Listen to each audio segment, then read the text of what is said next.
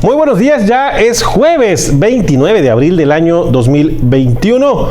La mascarilla dejará de ser obligatoria en todo Tulsa, pero también va a dejar de ser obligatoria para empleados de bares y restaurantes, adelantó ayer el alcalde de Tulsa. Es ley en Oklahoma, estudiantes de high school tendrán que aprobar un examen de ciudadanía de este país para poder obtener su diploma y graduarse. Tornado y granizo dejan afectaciones en algunas localidades de Oklahoma. Esto y mucho más hoy en Las Noticias con Rubén Mendoza. Entérate de la información más relevante para nuestra comunidad. ¿Qué tal? Muy buenos días. ¿Cómo están? Yo soy Nelson Moguel. Gracias por el favor de su sintonía. Iniciamos como cada mañana con la información más importante acontecida, sobre todo en el ámbito local.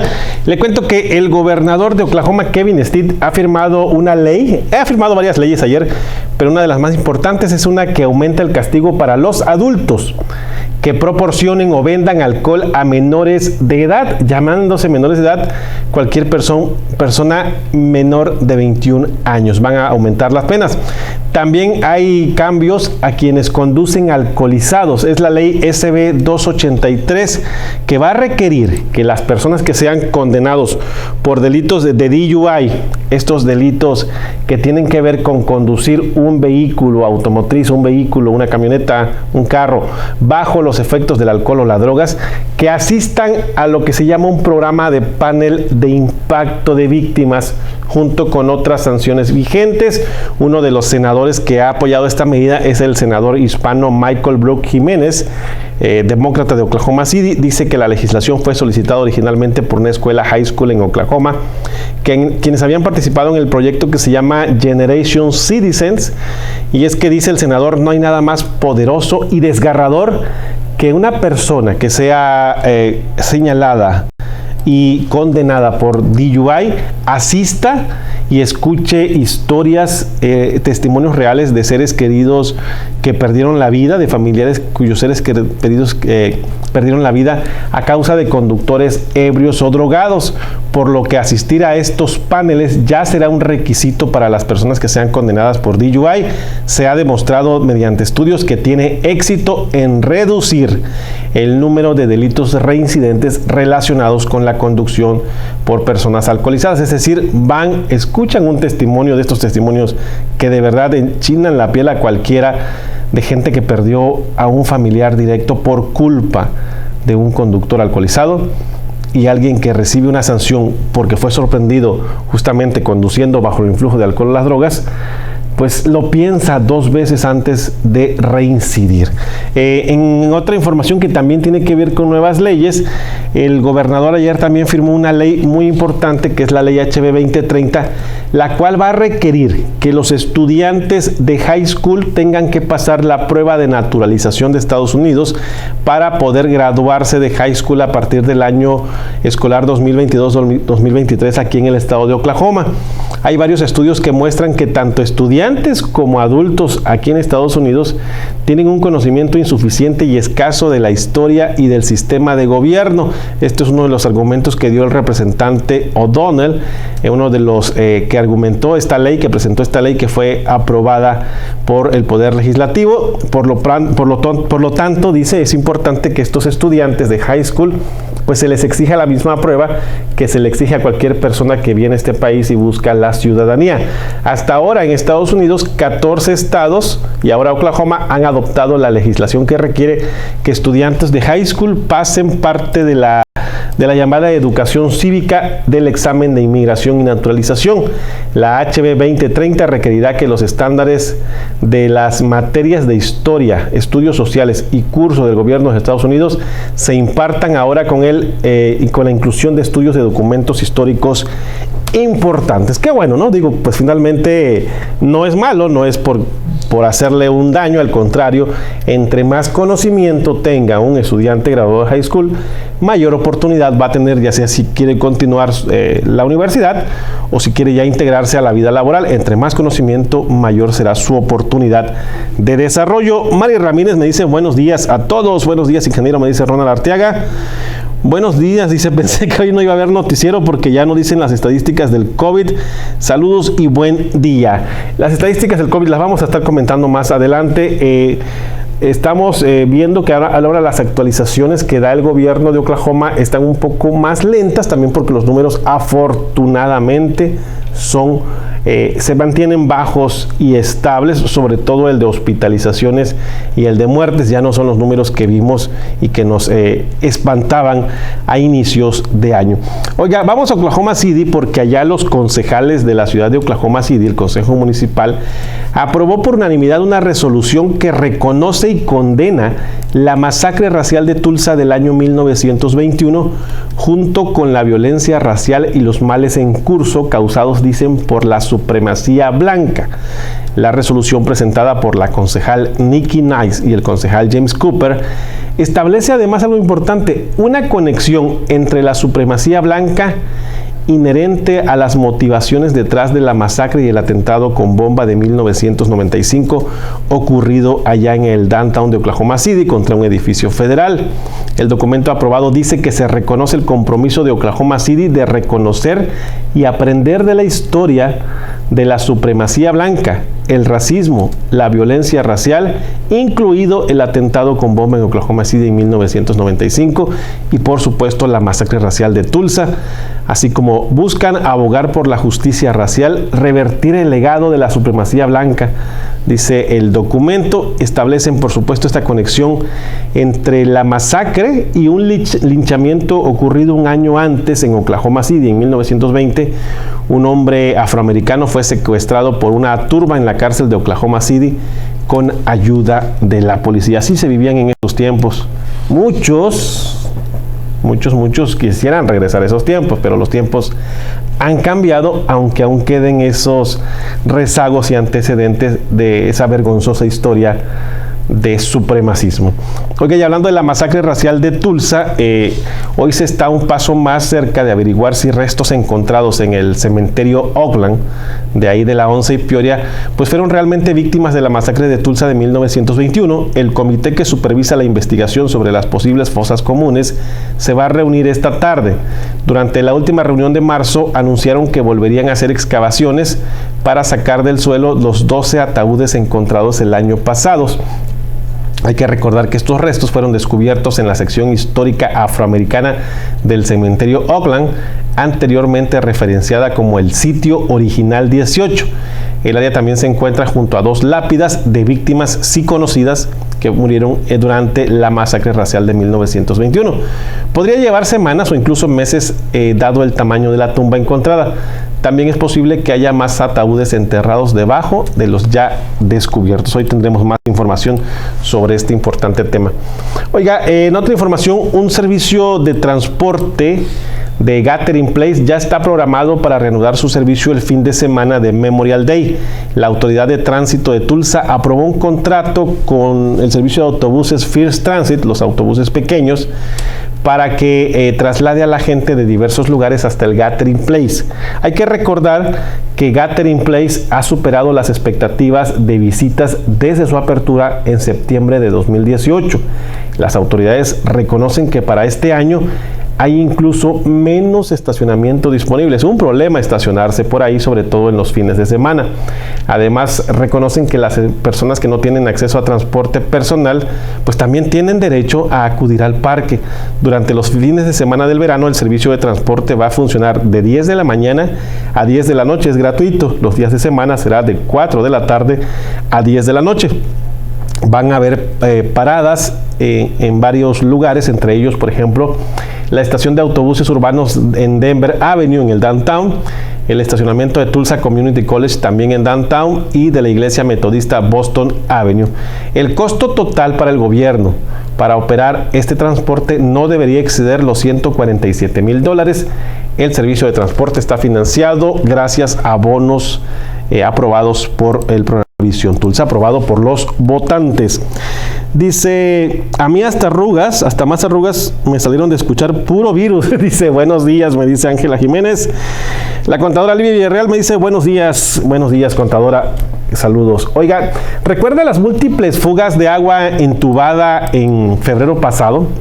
pues fue por el clima congelante. Obviamente el agua congelada fue uno de los factores principales en cientos de roturas de líneas de agua potable en la ciudad de Tulsa durante las tormentas en febrero.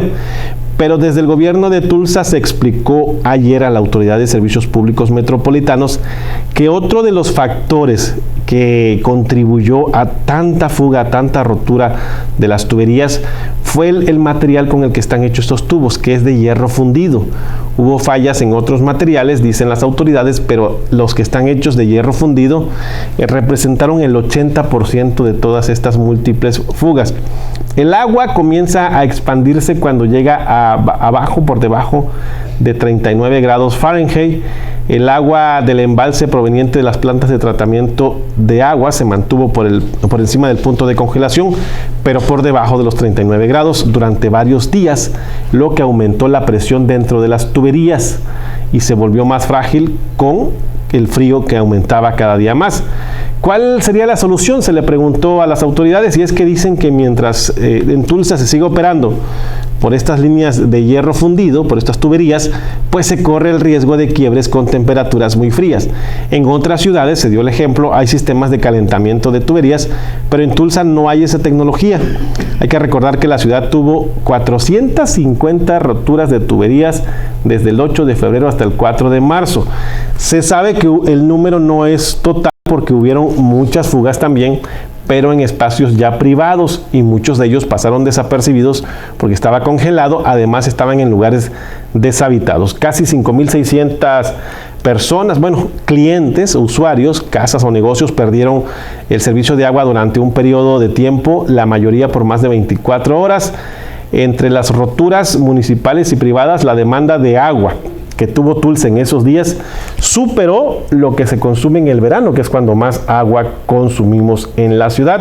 También pues hubieron otras condiciones que agravaron la tensión en el sistema de agua del gobierno de Tulsa, incluido, por ejemplo, que no podían entrar a ciertas instalaciones por los caminos congelados, se les congelaban los equipos, e incluso uno de los túneles que trae agua del lago Spavinaw también tuvo algunos problemas por la congelación. Aún están determinando desde Tulsa cuánto se gastaron en reparaciones de emergencia para poder enviar una solicitud de reembolso a la Agencia Federal para el Manejo de Emergencias, FEMA. Se estima que fueron casi $2 millones lo que le costó a los contribuyentes de Tulsa toda la reparación de esas fugas durante las semanas más frías de febrero. Oiga, en otra información le cuento que el alcalde de Tulsa ya lo había adelantado, pero además expuso que se va a eliminar el uso obligatorio de mascarillas. Se va a eliminar en la ciudad, pero también, algo que nos llamó mucho la atención, para los empleados de bares y restaurantes dentro de los límites de la ciudad a partir de la medianoche de mañana viernes, cuando también la ordenanza de uso obligatorio de mascarillas en todo el territorio de Tulsa termine. La ordenanza de mascarillas se aplicará hasta el 30 de abril a todas las personas mayores de 10 años o más, mientras se encontraban en lugares públicos donde no se puede mantener el distanciamiento social.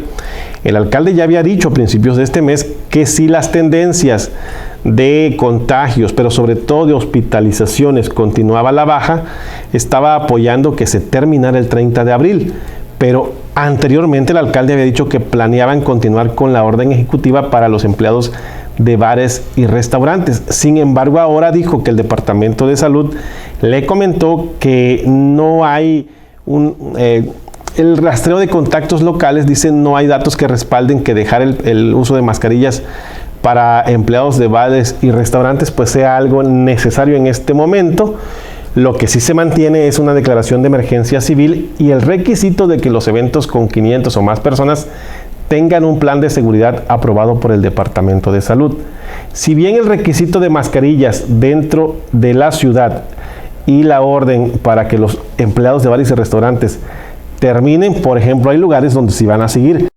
Ejemplo claro, autobuses, Tulsa Transit va a seguir requiriendo que el chofer y los pasajeros usen la mascarilla porque proviene de una orden federal que abarca el transporte público. ¿Y qué va a pasar con los restaurantes locales? ¿Los meseros? Ya no. ¿Cocineros? O sea, ya no. El contacto.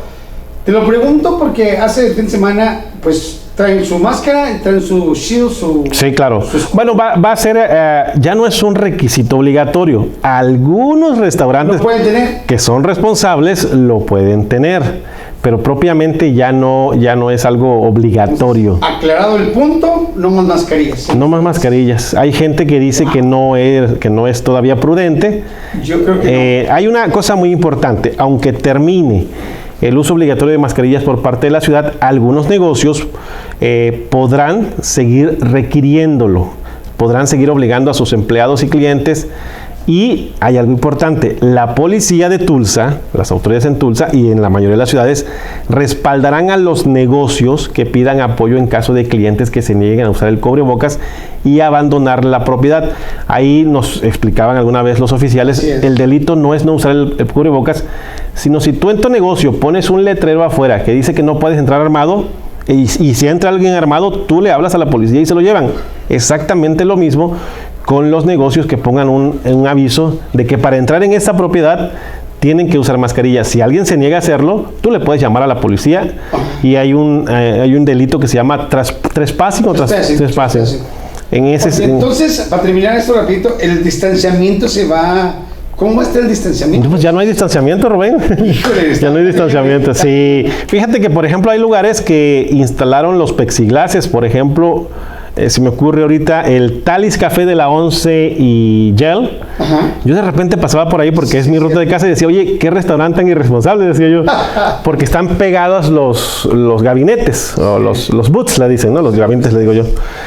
Y resulta que un día que tenía yo hambre, pues paso por ahí, que es el único lugar más cerca que tenía. Y no, resulta que los booths tienen plexiglas instalado, entonces te sientes mucho más seguro. Son como unas pequeñas cabinas, pero propiamente, adiós al uso obligatorio de mascarillas en Tulsa. Suerte. Mucha gente, médicos recomiendan seguir usándolo. Yo propiamente lo voy a seguir usando en lugares públicos. Me da una sensación de seguridad, no sé si justificada o no, pero pues es preferible tratar de seguir cuidándonos lo más que podamos. Un dicho que dice más barrado, más seguro. Más barrado, más seguro. Ana Ayuso Almendra me dice, buenos días, bendiciones. ¿Cómo olvidarnos? Duramos 8 días sin agua en casa, me dice Rebeca Reyes. Luis Aguilar, buenos días. Tina Peña, buenos días. Ángela Jiménez, buenos días, buenos días. Muchas gracias por el favor de su sintonía. Como siempre, saludos a mi amiga Tina Peña. Espero verla el próximo martes allá en esta bonita labor de entregar alimentos a personas que lo requieren. Oiga, hablando de vacunas, se reanudó en Oklahoma la aplicación de las vacunas Johnson & Johnson contra el coronavirus. La diferencia con esta vacuna es que es de una sola dosis. Estaba en investigación porque supuestamente estaba causando problemas. Sin embargo, las autoridades ya recomendaron otra vez reanudar la aplicación de esta inyección porque pues no representa el peligro que se había dicho, se investigó. Las personas siguen buscando más esta vacuna por la facilidad de que es una sola dosis. Los funcionarios de salud aquí en Oklahoma vieron en esta vacuna la facilidad que tiene para llegar a diferentes lugares rurales donde no se puede tener ultracongeladores o donde no hay la infraestructura necesaria para poner clínicas en 2 tiempos para la primera y segunda dosis. Así que esperan que en los próximos días llegue más suministro de Johnson & Johnson para poder llevarlo hasta los lugares rurales del estado de Oklahoma. Yo personalmente estaba buscando esa vacuna, pero bueno, no había cuando a mí me tocó. Me parece que es más conveniente y más rápida. Hay una ventaja en este momento. Hay tanta vacuna disponible aquí en Oklahoma que en la mayoría de los lugares uno puede escoger en este momento. Yo quiero la de Moderna, yo quiero la de Pfizer o yo quiero la de Johnson & Johnson. Llegamos ya hasta ese punto. Recuerde que está abierto el centro de vacunación federal aquí en Tulsa, ubicado en la Harvard y la calle Apache, en la esquina de la Harvard y Apache, en Tulsa Community College. Ahí se puede ir a vacunar de 10 de la mañana a 7 de la noche. No necesita cita, no necesita ningún documento, únicamente tiene que ser mayor de 16 años y de 16 a 17 ir con su padre o madre. Y de 18, pues solamente acudir y ahí está la oportunidad de vacunación sin costo gracias a esta instalación federal. Oiga, en otra información le cuento que un hombre identificado como Jonathan No fue detenido y acusado de intentar robar una patrulla de la policía y además de morder a un oficial de la policía de Tulsa que lo estaba deteniendo. Ocurrió la mañana del martes. Originalmente el oficial llegó por un informe de agresión en la estación de autobuses del downtown de aquí de Tulsa. Rápidamente identificaron al hombre acusado en esta agresión como Jonathan Noe. Un agente intentó detenerlo, pero se negó. Luego comenzó a amenazar al oficial, quien le tuvo que rociar su gas pimienta. Así que el sujeto se fue hacia la patrulla, trató de abrir la puerta. El oficial en ese momento, pues desde luego, trató de defender su unidad.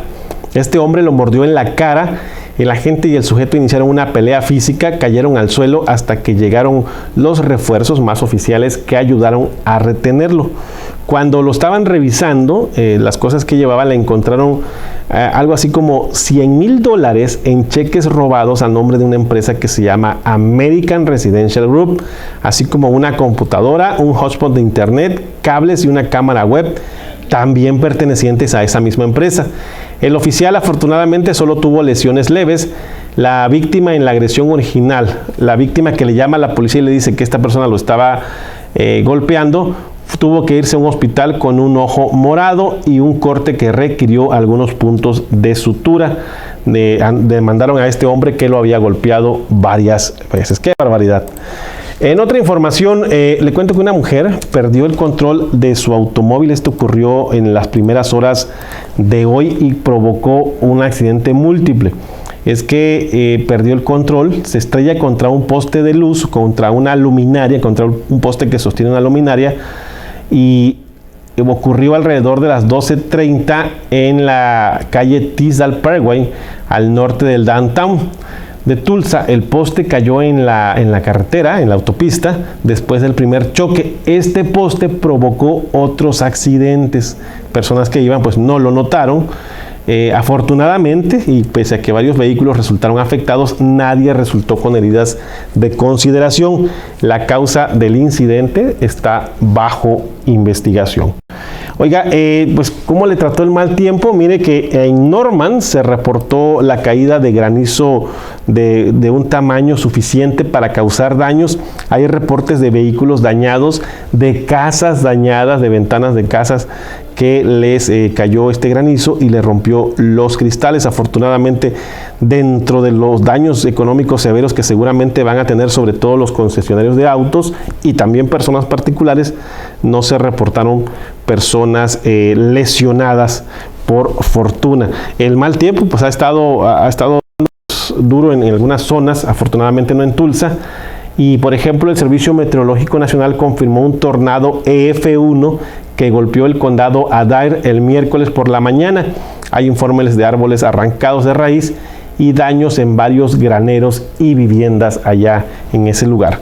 Y aquí en Tulsa, volviendo aquí a Tulsa, ayer también hubo un accidente de varios vehículos en las calles 15 y Utica. Ocurrió ayer en la tarde.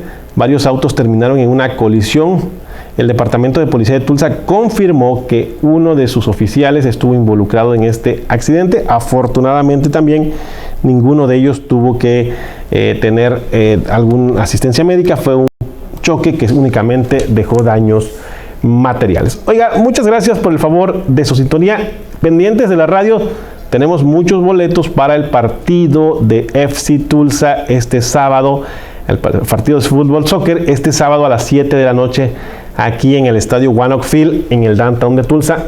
Pendientes de la programación porque Rubén va a estar regalando varios de estos boletos para el partido del sábado. Muchas gracias por el favor de su sintonía. Yo le espero el día de mañana o antes si hay algo importante que reportarle.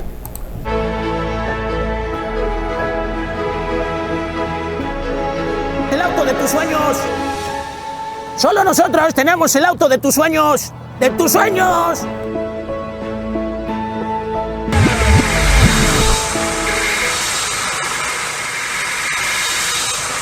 ¿Te prometieron el auto de tus sueños? Pero se convirtió en pesadilla. Que no te pase esto. No compres una pesadilla. Mejor ven con los expertos de Azteca Motors a cualquiera de sus 3 sucursales en Tulsa. Si te gustó este contenido, compártelo para que llegue a más personas en la comunidad. ¡Qué buena 104.9 y 100.3! Hasta aquí el noticiero con Rubén Mendoza. Está usted bien informado. Siga en nuestras plataformas digitales. Búsquenos como